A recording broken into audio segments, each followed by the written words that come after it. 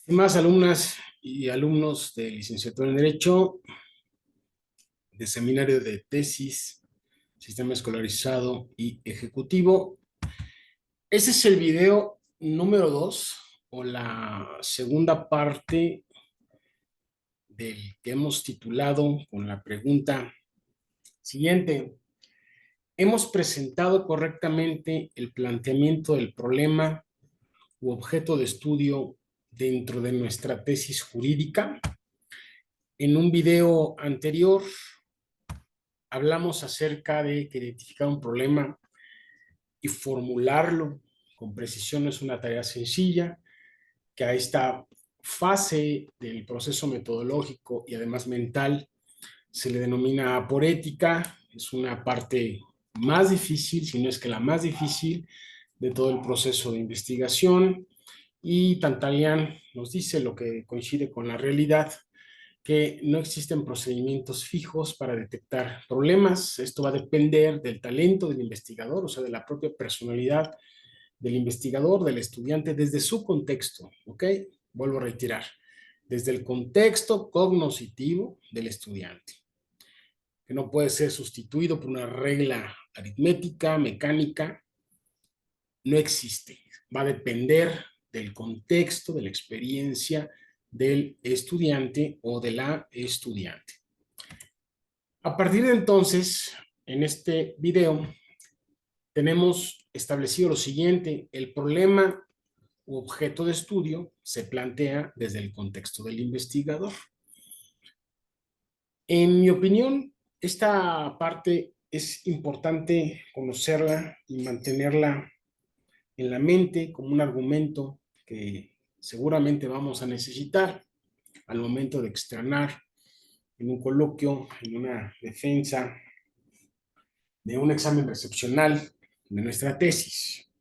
Es muy común que el sinodal, quien está ahí haciéndonos el favor de cuestionar los productos escolares, digan: el problema no es lo suficientemente relevante, el problema no es lo suficientemente novedoso, el problema no es lo suficientemente importante, el problema no es lo suficientemente trascendente en el mundo jurídico, y así sucesivamente.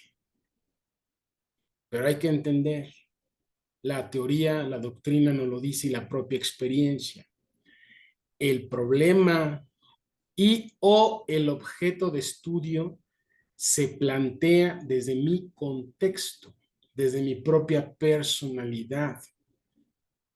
Lo que para mí en un momento determinado, de acuerdo a mis capacidades, puede ser relevante, muy probablemente para el sinodal que va a cuestionarme, que desde luego tendrá mayor experiencia que yo, pues no lo puede ser, claro, porque él lo ve desde su contexto, desde su experiencia.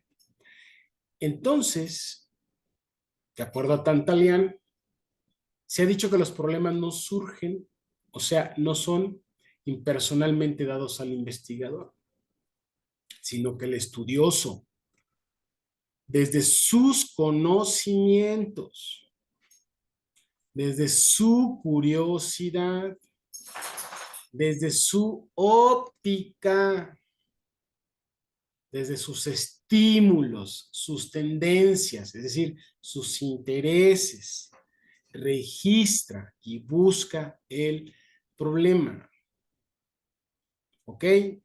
Entonces, cuando el problema se acerca al investigador porque éste ya se acercó al problema, es entonces que desde mi contexto yo voy a determinar cuál será en su caso o no el problema o objeto de investigación del que me voy a apropiar y sobre el cual tendré que formular toda mi investigación.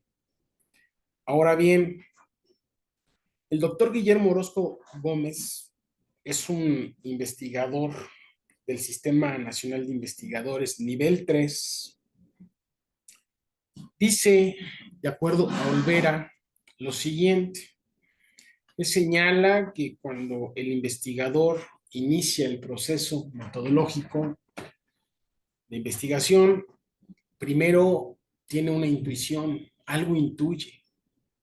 Dice, ahí puede haber un problema, ahí puede haber un punto de referencia para investigar, para encontrar un objeto de estudio e investigarlo. Tengo tendencias hacia ese problema. Por ejemplo, un servidor, además de docente, pues se ha desempeñado como abogado, postulante o litigante durante pues, algunos 20 años, por ejemplo. Yo tengo tendencia a investigar acciones, omisiones, regulaciones jurídicas en torno al litigio. Esa es mi tendencia. Me interesa que determinadas áreas de la litigada, como le llamamos vulgarmente hablando, tengan que ser estudiadas, tengan que ser analizadas, no solamente desde la parte del abogado, sino también desde la parte de los jueces, de los secretarios de acuerdos, de los actuarios, de los oficiales conciliadores, desde los clientes, etcétera. Esa es mi tendencia. Estoy estimulado a hacer eso porque me he dedicado a ello por 20 años. Mi óptica siempre está dirigida a la parte del litigio, también a la parte de la academia. Mi curiosidad está enfocada al litigio porque ahí está mi experiencia, mi contacto con la realidad jurídica. Mis conocimientos han girado, versado en torno a esa parte del derecho. Por lo tanto, si yo elijo un tema relacionado a la abogacía, entiéndase litigio, y lo propongo y lo pongo en la mesa y hago un estudio acerca de ello, bueno, quien me cuestione tendrá que entender que mi tendencia me llevó a ese lugar. Y mi tendencia tendrá que ser respetada, porque es mi contexto. Yo no podría establecer un producto de investigación jurídico desde la administración pública, o lo podría hacer, pero mi tendencia no me llama a eso. Mi tendencia me llama a lo que yo he hecho, a mi capacidad que he ido acumulando a lo largo de los años. Entonces, partimos de una intuición. A partir de esa intuición, dice el investigador que les acabo de mencionar, llega un punto donde después de mucha reflexión,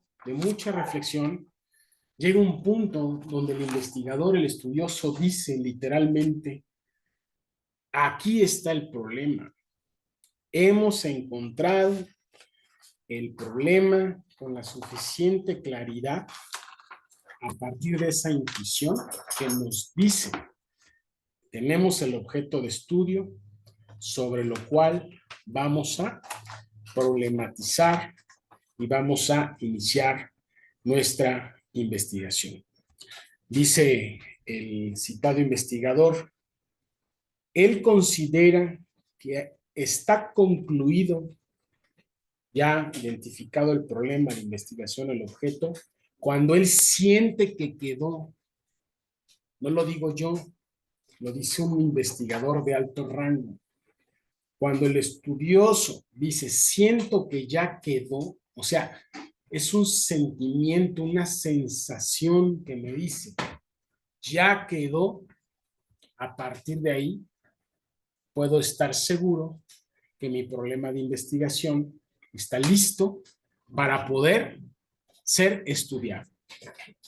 A partir de eso,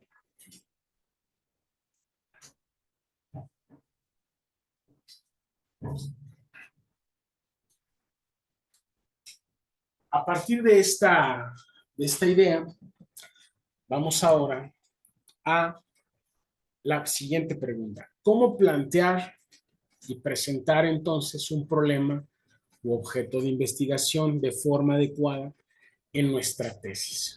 Primero, primer parámetro, se tiene que narrar con claridad la problemática o el objeto de estudio que ya hemos identificado. Claridad. Dos, describirlo brevemente. Tres, hacerlo con precisión. Y cuarto, resaltando los componentes más importantes. En suma, Tantalian nos dice, únicamente se debe demostrar y exponer el problema detectado y nada más. Nada más. Ustedes podrán observar en nuestros productos de investigación que la redacción de los problemas tal como los presentamos, algunos son incluso hasta de media hoja, de media cuartilla, porque estamos cumpliendo los parámetros que ya previamente han sido establecidos por expertos en la materia. Hasta aquí dejamos el segundo video. Vamos a continuar con el tercero en un momento más.